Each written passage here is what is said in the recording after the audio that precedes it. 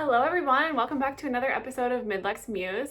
My name is Taylor, and as always, here I love to talk about all things mid-luxury handbags, contemporary brands, and indie brands. If this type of content is interesting to you and you like all things handbags, please like this video, hit that subscribe button, and I would be super grateful. Today, I want to talk about 5 handbags that I am seriously considering and are on my wish list right now at this very moment. This theme of this video is 5 geometric handbags. These are interesting and unique bags that are going to really stick out, and so let's get into it. I want to show them to you guys. I was really sitting down after purchasing my last few bags that I bought. I was really kind of starting to look at what's still on my list and what I'm actually still kind of interested in. And ironically, I realized that all the bags that I am actually truly interested in are very geometric and kind of different than your typical everyday bag that you see every day out on the street. And it kind of got me thinking that my wish list and bags that I'm personally interested in the most are very geometric in shape. They're very, I don't know, they're just very creative. They look like a piece of art.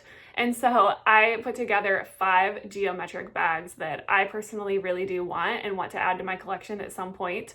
That doesn't mean it's going to happen anytime soon, but these are genuinely love bags for me. I love all of them. So here we go. Let's get into it. The first bag I want to talk about today is from a brand called Mlouye. It is the Sera tote bag. Now, this bag has been on my radar for a very long time, actually. I would say at least a couple of years, because I was working at my last job when I first discovered this brand. And honestly, I'm somebody who's very impulsive and makes very spur-of-the-moment decisions. At least that's how I used to be. So for me to have not yet purchased this bag is actually kind of interesting. I don't know why I haven't actually just gone for it, but this has been on my list for a very long time. It is the Mlouye Sera tote bag. I love all of these colorways. I think maybe that's part of the reason why I've had a hard time making a decision on this, is because there are so many colorways that this bag comes in, and I just don't know what I would pick. I'm really interested in their kind of whites. I like their browns. I like some of the kind of taupe colors mixed with some blues. I like all of it, the grays. I don't know how I could pick one, and that is something I'm gonna have to really think about if I decide to go for this one as one of my next purchases. But the Mlouye Sera tote, this bag is made in Turkey. They're a Turkish brand. It retails for $710 US, so it is getting up there. It's still in the mid-luxury range of handbags, but definitely getting up there in price. And so I would definitely say that it's going to be an investment for sure. It's not going to be your under $500 type of handbag. It's kind of getting up there with in the realm of luxury, I would say, personally. But again, still kind of mid-luxury price point. It definitely has some comparable styles that are very in line with the Loewe puzzle bag. Personally, for me, again, no shade whatsoever towards Loewe.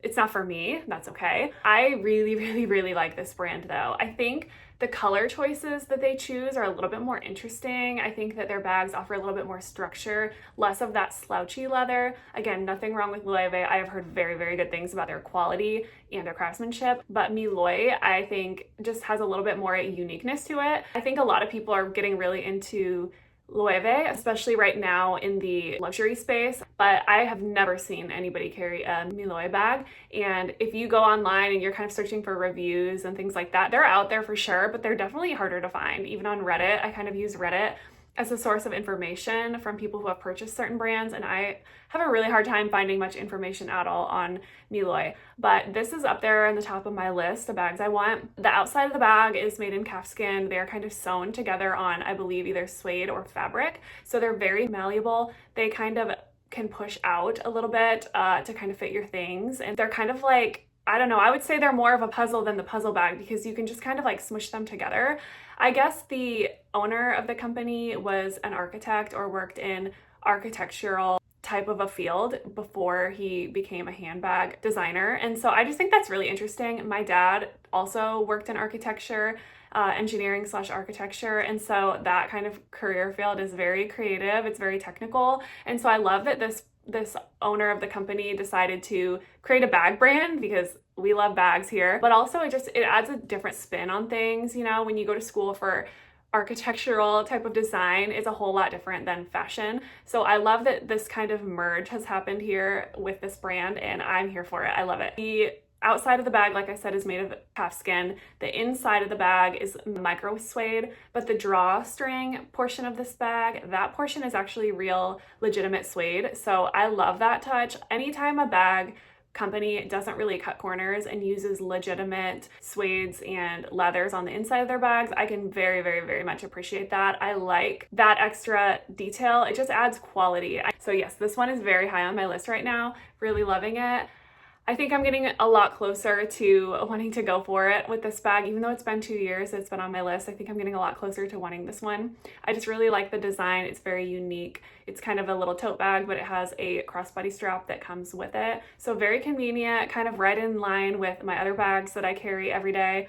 Yeah, love it. The next bag I want to talk about is the Hereu Studio Arte Suede Pleated Shoulder Bag. Now, this bag is beautiful. I had never actually heard of this brand before. Actually, somebody I met from here on YouTube that I have kind of become friends with actually sent me this brand, and we were kind of looking at it as potential next purchases, and I kind of fell in love with their designs. She was kind of looking for something more unique, and this is very, very beautiful. This is another reason that I realized I kind of tend to gravitate towards more of that pretty unique, I guess, shape of bag. And this particular bag right here is one that is seriously on my list as well. Now, it kind of is reminiscent and reminds me of the Coach Empire 34, the one I just sent back.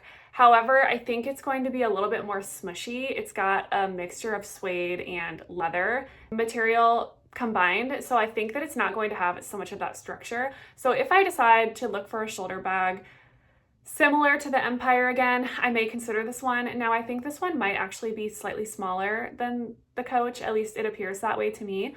I also really like about the style that it is lined with calfskin leather. So again, no corners cut here. It's a fully leather bag. It's got suede, it's got calfskin on the outside, and then the inside is calfskin on the inside.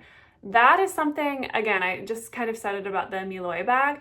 That is something I just really appreciate from companies when they don't cut corners like that. This particular bag retails for 580 euros, which in US dollars is $678.70. So again, over that $500 mark, more than I kind of like to spend on a handbag, but definitely worth it, especially with the materials that you're talking about here and the entire bag being made up of leather. Plus the unique design. I've never seen anything like this. This is a very, very unique brand for sure. These bags are made in Spain. Their inspiration is kind of Mediterranean and bringing some of those old legacy styles from the Mediterranean to life. And I just think they do a really good job of that. Again, these are very unique styles that you don't really see everywhere else. I mean, there are some trendier styles like tote bags and more long east-west bags. Of course, they're bringing in some of that trendy aspect, but they're bringing mostly their own spin on it, and that's what I really appreciate the most about this brand. They have a lot of different dimensional things with these bags, like the weaving of leather, braiding of leather, mixing different textures of leather, so suedes and some calfskins together. They have some raffia bags, raffia and leather bags. They just have a lot of different textures and a lot of different fun elements going on here.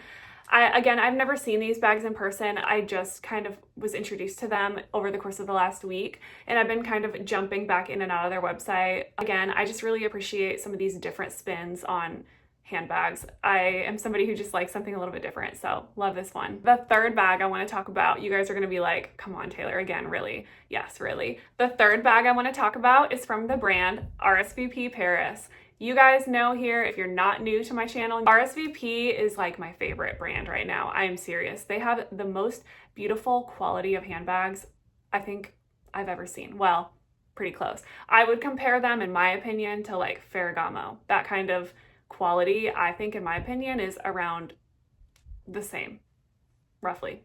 Relatively. I really like this brand. They have a couple of other styles of bags that I have not yet tried.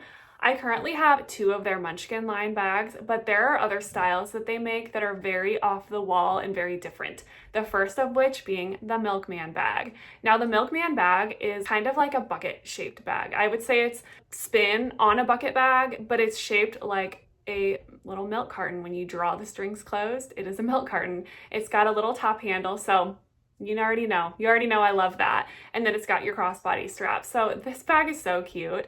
I don't have too much to say about it. If you know anything about RSVP, you know that they make their bags in small batches. So I'll just kind of disclose a little bit about RSVP here. If you are brand new to my channel and this is the first video of mine you're watching, RSVP makes beautiful, very, very good quality bags with leathers from Hermes tanneries. So around the same types of leathers there. Their hardware is the best. It's hard stainless steel. Not going to be dealing with a lot of scratching. It's very, very good quality. They only make 500 of each style of handbag, so each bag will be numbered. Here I have one right here. You can see it is numbered. They only make 500. So once they've produced 500 of that style in that color, it's done. They'll move on to the next. So anytime you get a bag from RSVP, you're one of only 500 people who will ever have that particular bag in that particular style and colorway. So that is something really special. Again, I just think it's really nice. Again, their qualities are very beautiful. You've heard me go on and on and on. If you're not new here, I love RSVP very, very much. I love the Milkman bag. This one retails for $420 US, which I think is a pretty fair price. I have seen pictures of the Milkman bag next to the Munchkin bag, and I think based on pictures, it almost looks like it would hold a little bit more. So if you are concerned about how small the Munchkin is, maybe this would offer you just slightly more. And I also really like how small and compact it is. I love bucket bags, but something I think I worry a little bit about with bucket bags is that they're going to be very big and very boxy. And I'm not sure. I guess a bucket bag maybe would be better to be slouchy. I'm not really sure. Again, I don't have a bucket bag yet. It's on my list and it's definitely something I'm thinking about, but I'm really thinking this Milkman bag might be it for me because I carry so little things with me every day on a day-to-day basis.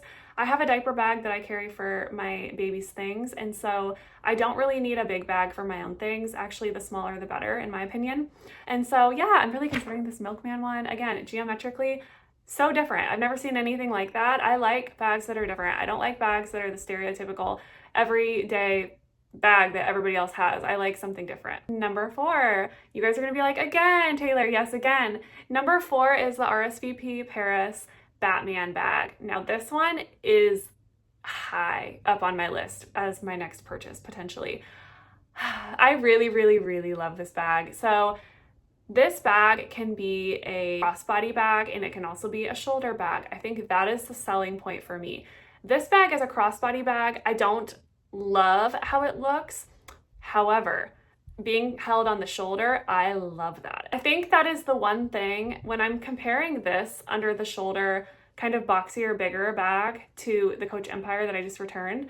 I think that the thing that draws this apart is that it's one strap.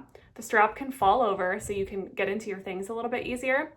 Also, you can wear it crossbody, so if I'm gonna be walking a long distance, like I'm thinking about last weekend, right, when I went apple picking with the kids, I could have worn that bag crossbody for sure, no problem, no questions asked. That would have been a great crossbody bag. It's not too big. It is a big bag. I think it could fit, you know, some diapers, wipes, just a couple things, maybe a snack, and then all my things because I don't carry a lot, you know?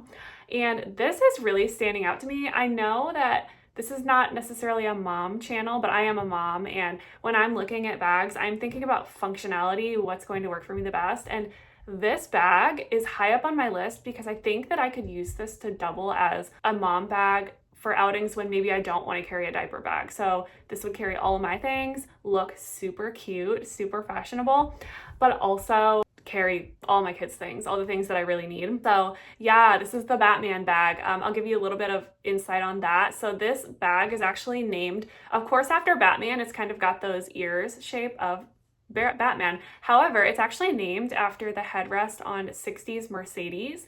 They used to have a headrest that was the exact same shape, even down to the seams.